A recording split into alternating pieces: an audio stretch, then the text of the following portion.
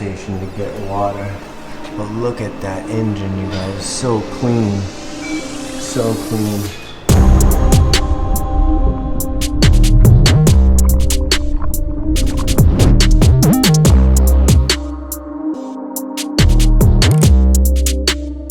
Who did this harness? This is Kinetic Creations tuck right here? It is a Kinetic Creations Stage 2 wire tuck harness. Yes. And then you got your other wiring. I'm myself custom making the rest of the harness to delete AC, power steering, different connectors. Yeah, and you reroute the fuse box, PCM. Yeah. All my sensors, tip, map, those will all be inside, along with boost box, watt box. Any of those accessories will be under the dash. Yeah, and you don't want to go Kinetic? If Jacob would get us a plug and play kit, we didn't have to send it out like you did. Yeah. We would buy it all day long. I know, and Jacob does plan on doing that, but he more or less had to use my car as mock-up to get the diagram and lengths of wire and placement. And mine was custom built to my car, but you can pretty much do exactly what he did and disassemble and take out the HVAC. We also have this port right there. And remind me what that is for. For the heater core? Yeah, so it is, oh yeah, that's the heater core where the hoses go. I totally forgot because I haven't had a heater core HVAC system in a long, long time. But you can go ahead and delete that with the HVAC box, and I'm assuming that's where Jacob is gonna go ahead and make a plug and play kit. But mine, I modified the wall, so, you know, that's why I sent him my car. But in your situation, you know, your car is here and you don't want to send it to him, and hopefully he has enough diagrams to make a plug and play kit. But, you know, we'll find out in the future, really. Wiring is just hard. That's the only thing in my opinion. It took 3 wire harnesses to cut them apart. Yeah, he cut them apart, took them apart, took some cardboard, diagrammed everything out. That's exactly what I did. And, you know, for his lengths and all that stuff. It was, When you did the first 2, right? Yeah, so you basically did exactly what I did. And I labeled every single plug, and pretty much this is exactly how Jacob started his business. He actually started off on pegboards and went from there and lined them up, and now he makes them out of something else. But I did make a video on basically a walk around of his shop and how he started, and you know, his boxes of OEM plugs, etc. And that dude has a lot. Correct. That's, you know, a person doesn't just run out and buy 2 or 3.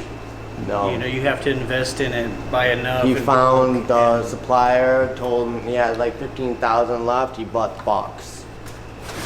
It's like all the connectors, you know, put them 2 together, little heat shrinks, you know, and you got to heat them. Yeah. It takes time. He did the whole diagram, but he went Picasso on this, you guys. Wow. Yeah, so this is basically what your engine harness looked like, right? That's correct. Okay. And you don't have one of the accessory harness, but that's what you're building next. Okay. Yeah, I know this shit by heart, but just by looking, I was like, yeah, I know what that one is. Remember what shapes the plug is or where. I did that about like 5 times, and my board was hanging up in my Skill Fabs workshop for like 2 years, just sitting there, and I was just like, man, it's fucking ugly. I don't want to design my own. See, that's where I got the idea, watching the videos. Yeah, that's what I'm saying. That's why I make these videos, to help. To help. So that's why I like the old school, because it was just a fuel spark, and you know. Yeah, and a carburetor, and Yeah, fucking send it. You'd have lights for the headlights and tail lights and whatever. They were simple. It's like you told that kid at the racetrack last night. Air, fuel, spark. Yeah. If you have it, it's gonna Yeah, he run. wanted to go up to E85, right? Yeah. Yeah. You know, pushing 300 horsepower on, what did he have? 750s? Did he have? Yes, RC 750 injectors. Yeah, and stock big wheel stalker Correct. with bolt-ons, and he was trying to get over 300 horsepower. And he was seeing other people getting over 4. But Full bolt-on. yeah, come on, like you must have had 69. really pushing it with bigger injectors, or actually running E85. Some ethanol fuels. It takes a lot to get that much out of a stock turbo TD04. Oh yeah, I know. You got a graveyard worth of them. Well, see, then you weren't even running E85, this you're running E95. E98. E98, yeah. 03 Neon SRT-4, and you did convert your transmission to LSD, right? It is LSD. Yeah. You gotta, because you don't get that front wheel spin. You get one wheel spin, bunny hop. This transmission was actually originally built by Brutal Speed and Tuning. Who? Nigel. BST. Yeah. Yeah, Brutal Speed and Tuning. Yeah, Nigel is a beast. He's my original tuner. This thing is built for breaking records, and I'm hoping one day in the future I'm gonna be able to see this thing on the dyno.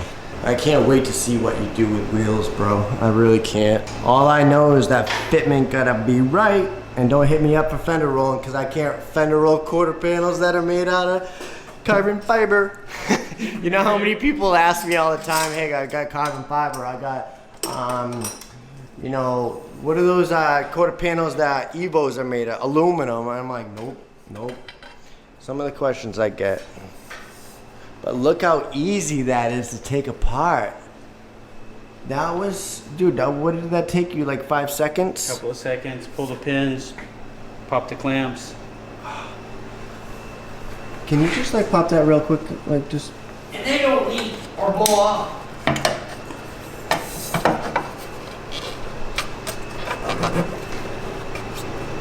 Look how easy that is. And again, who did this weld job? STL Fabrications out of Hermiston, Oregon. They're lubricated so they slip, but Yeah. it does go in and out easy. Yeah, keep them lubricated because, you know, you don't want them drying up. Wasting all this money. And he also has a top scatter shield along with... K-frame brace with lower scatter shield built in. Now, what pipe is that? Is that a fabbed up? That's custom fabbed charge pipe. Okay, so all your charge pipe and intake piping is fabbed up by him. One of 4 big wheel stage 3s that Bob Scriber built for 69 pounds of flow. The inducer wheel is 58 millimeter, exducer wheel 82 millimeter. Well, this is what they call 69 pound big wheel stage 3, one of 4 ever made. Most that's ever been made with that turbo was Matthew Hammond in Florida. He made 608, I believe, on nitrous. Talking about boost and fuel and all that turbo stuff, what size injectors you running? Those are 2150 FIC injectors. All right, and then you got the DCR Pro Series intake manifold, and you got a DCR 75 millimeter throttle body. Whew. Pretty much everything on this motor is DCR. And whose inlet pipe is that? Is that a 513? That is 513. Yeah. Amy Applegate. Yeah, definitely a nice piece. And you have a thermostat spacer here, I see, to push that out. Because I do know some people do need a spacer for their thermostat housing because of the modifications that are done to either the coolant system or intake manifold. But this is definitely a nice setup because it clears. And he got this AN line going to the Mishimoto. He does have a radiator shroud that goes on top, but he just has the carbon fiber bumper sitting on the radiator shroud right this second. And these are functionable. The air does pass through to the side of the tire, so you can actually get in behind that. And how did you go ahead and put this kit on there? You have to drill holes Really? through the door panel. So And the door opens Yes, that is the one tough part. You have to reach in around the roll cage and get your hand in there. Yeah. And open it from the inside. So you can see all the way through, which I do like. I like aerodynamics. And same with this cutout. Air flows through there as it passes through the wheel well and the wheel and stuff. You guys can see here how far it actually builds it out. Yeah, it definitely does. Look at that, you guys. It's crazy. And it flaps on top. That way it gives us a little bit more structure. And there's what, double-sided sticky tape holding that on? That is double-sided sticky tape. I'm assuming, yeah. And then right here is where he put the bolts into the quarter panel. Did you seal? Not yet. You should. And then you got the depot taillights. Yeah, the Right. 3D. No, they're Mopar 3D. Are they Mopar 3D? Yeah. Okay. I didn't know that. That's a new. Part of new trying info. to keep that whole Mopar feel, you know, factory, how they gave it to us, but with our own modifications. And this is the chute part of the cage. It's pretty much like almost like a wide bend to the back. 2 bars going to the rest of the cage, and then it just comes out the middle of the bumper and goes to the chute. Have you ever opened the chute? We haven't opened the chute yet. It's brand new. It is. Never been opened. Not yet. Okay. There will be a day. And what is this stuff for? CO2. So it's all about getting your coolant temps down, you know, your intake temp. And we got this this extra one just for extra measures in case people want to show up at the track. Quick spool. Yeah. Dude, she is a beauty to actually see in person for the first time.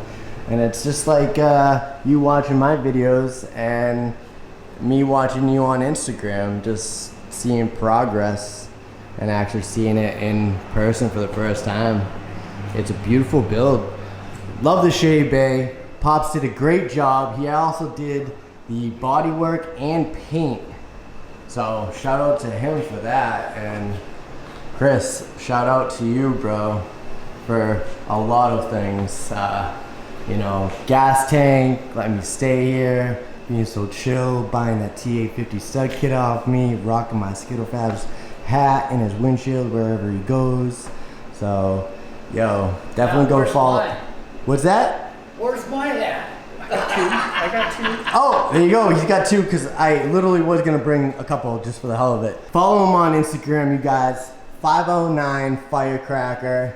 He is Eastern Washington SRT-4 hoarder, parts guy, but he also loves to buy SRT-4 neons so he can go ahead and have fun getting his hands dirty because, yo, what do your hands look like? Dirty. But yo, like I said, follow him on Instagram, you guys. And if you're not subscribed yet, subscribe for more SRT-4 neon content, caliber content, because I hope you guys have seen that video with Sierra's bad caliber SRT-4. Well, when you look at that, guys, I'm hoping that new information is something that will go into your storage memory, because now that is going to be sunken in because stupid clean, and if it wasn't for me and her watching my channel, she might have not have bought a caliber SRT-4 or even thought about an SRT-4. That means something, you guys. Like, one of my following subscribers have bought in an SRT-4 or a first gen neon and swapped it over. Like I said, subscribe, notifications, and until next time, guys, be easy and stay tuned. Peace.